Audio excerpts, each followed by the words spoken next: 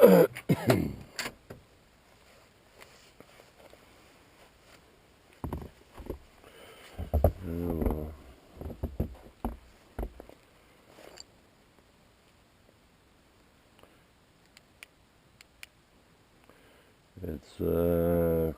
7:13 on the 2nd of February, Groundhog Day. And looks like we've gotten about an inch of snow. Come on, Flynn, let's go. Come.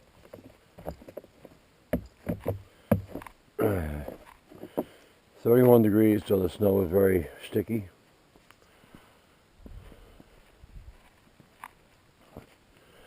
Sunrise was at 6:52, I think.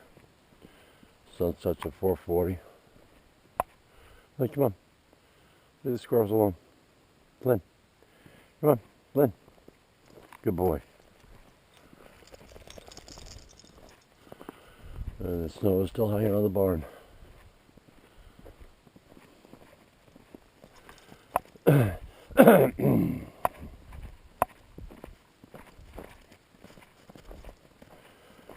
Oh boy.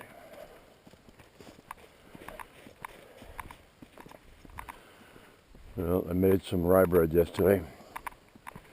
I put together the starters, plural, the night before. And I guess I got them in the oven around noon, 12:30. And had 2 small loaves in first, because I didn't know whether they would rise so high that they would get stuck between the grates in the oven if I had them on the bottom grate. So I had them on the top. That temperature 425, and I guess about 20 minutes into it, I think it's supposed to cook for 30 minutes.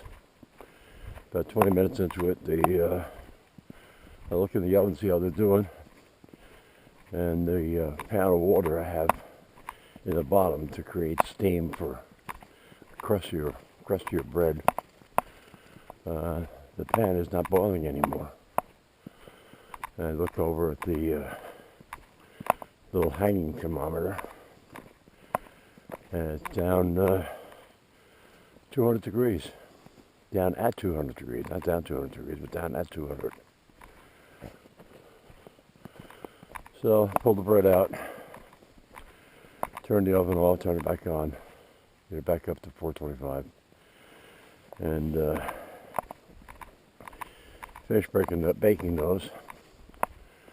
Kept an eye on the hanging thermometer as she stayed up around 400. Because I had the oven open a couple times. So I measured the height of the bread because it had been in there for 20 minutes. It wasn't going to rise anymore. So I put that on the bottom shelf and put the last loaf on the top. The last loaf was a double batch for the house. The smaller loaves I was going to give away, but I screwed up on one. Normally you put a couple slices on the top for steam to escape, so the bread doesn't blow apart. And I was too busy on one, stenciling letters into it. And we got to do the other one. So the one that had the stenciled letters I gave to my brother Tom, and the other one I kept for the house too. So I got plenty of rye bread. The big loaf came out perfect. Nice crispy crust, and it's huge. Rose nicely.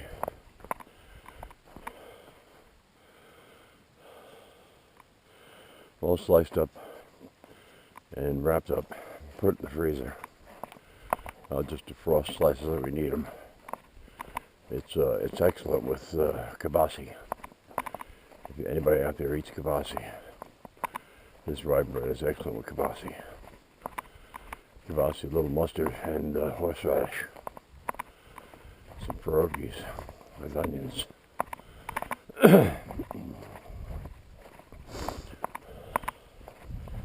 That's stuff I never ate until I met my wife. Now when we have it, I eat too much. I like it so much.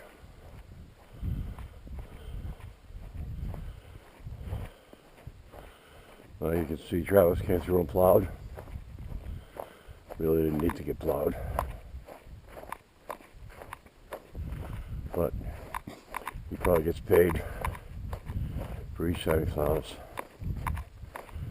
So, can't fault him for that.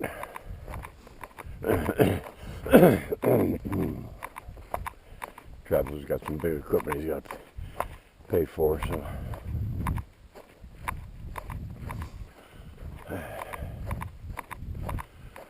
Oh boy.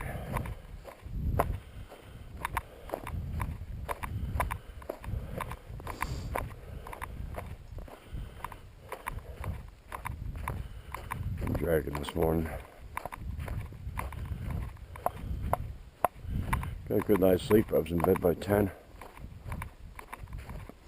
Flynn didn't wake me up until, well, I guess 6:45.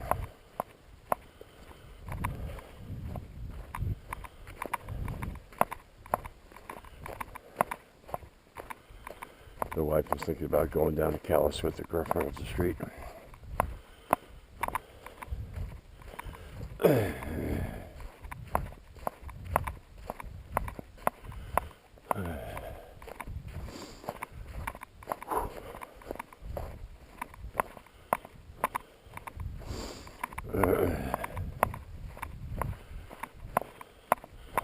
The other guy that owns the property across from us, Mr. White,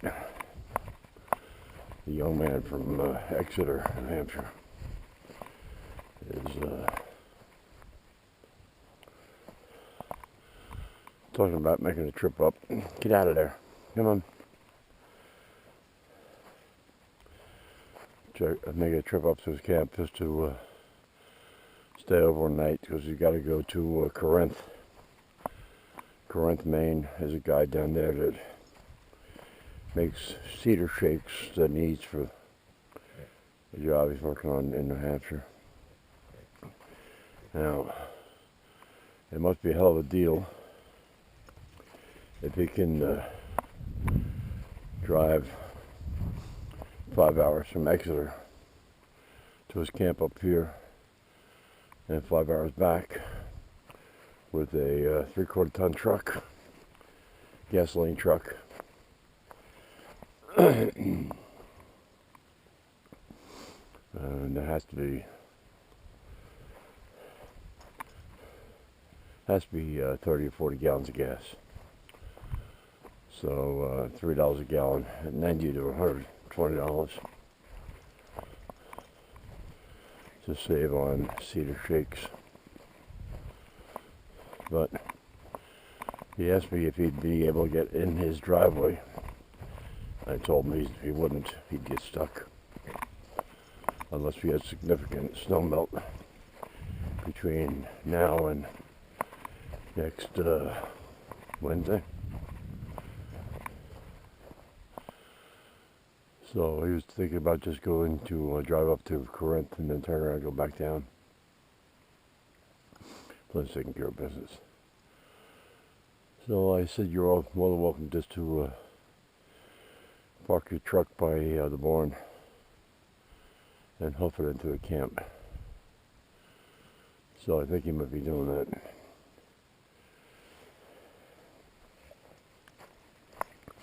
And since he's only coming up for a day, and overnight,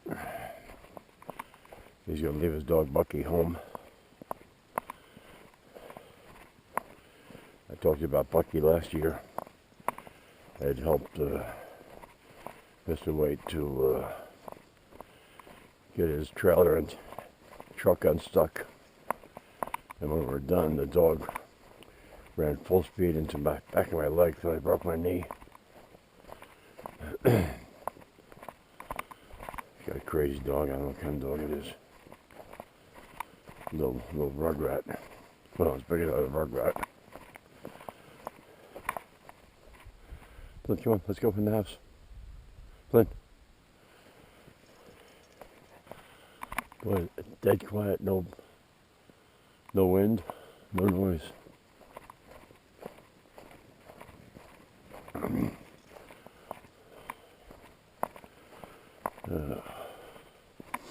I don't think I'm gonna pull the tractor and snowblower out for this stuff,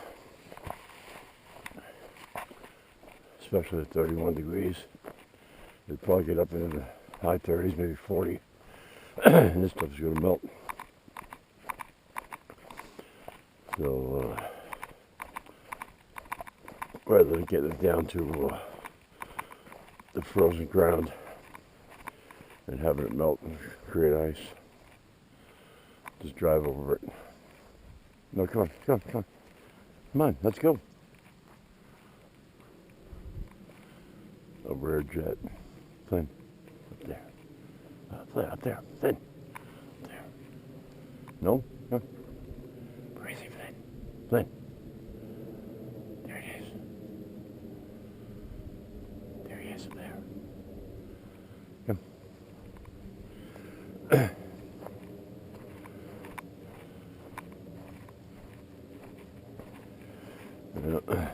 Come on, let's go.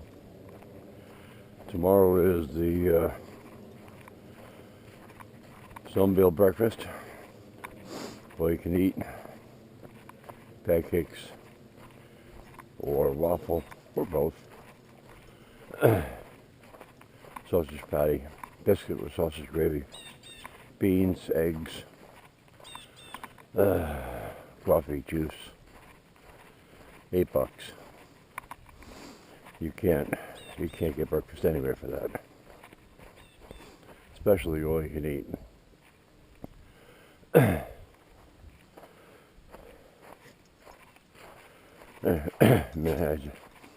I had breakfast at McDonald's and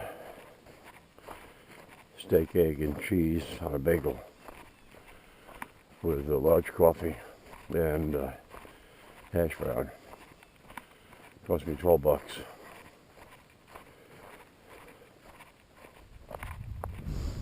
It used to be like $5 for the steak, egg, and cheese.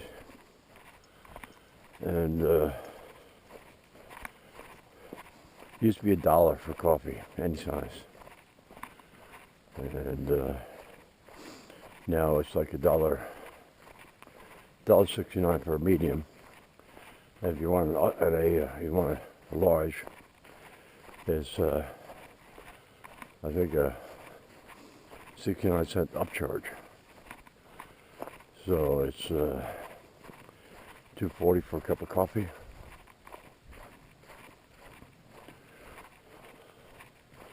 Bidenomics. Highest inflation in 50 years.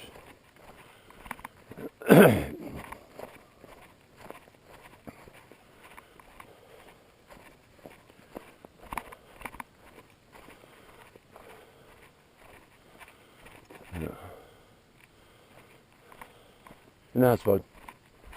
Oh. Go.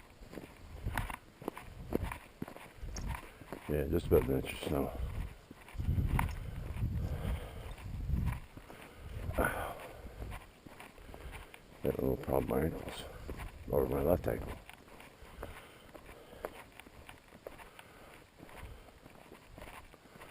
Oh boy, oh boy.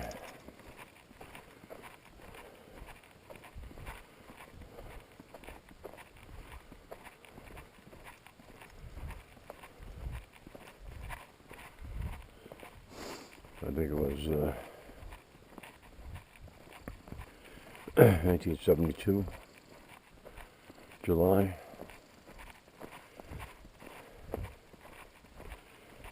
I broke my left ankle.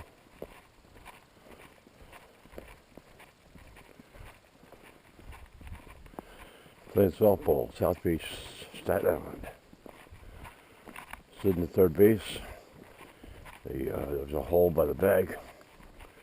The cleat went into the hole. My leg kept going. And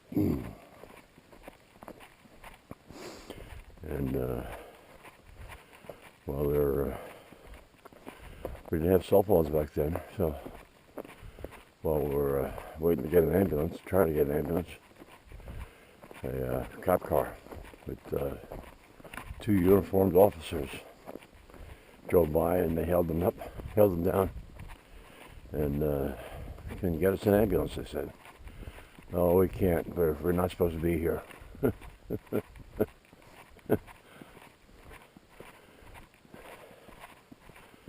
So they took off.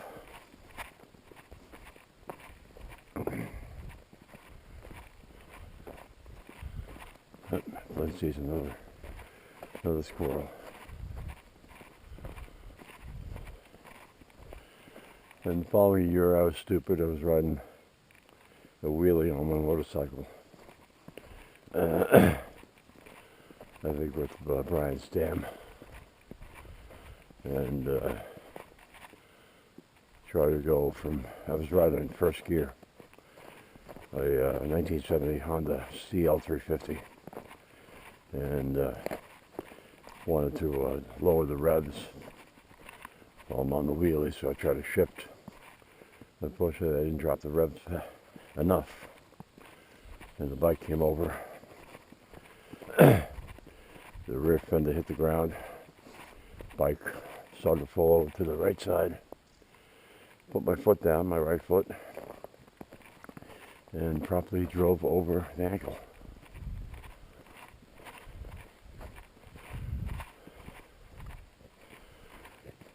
Let's go in the house, bud. Come up. All right. That's it for today. Thanks for watching.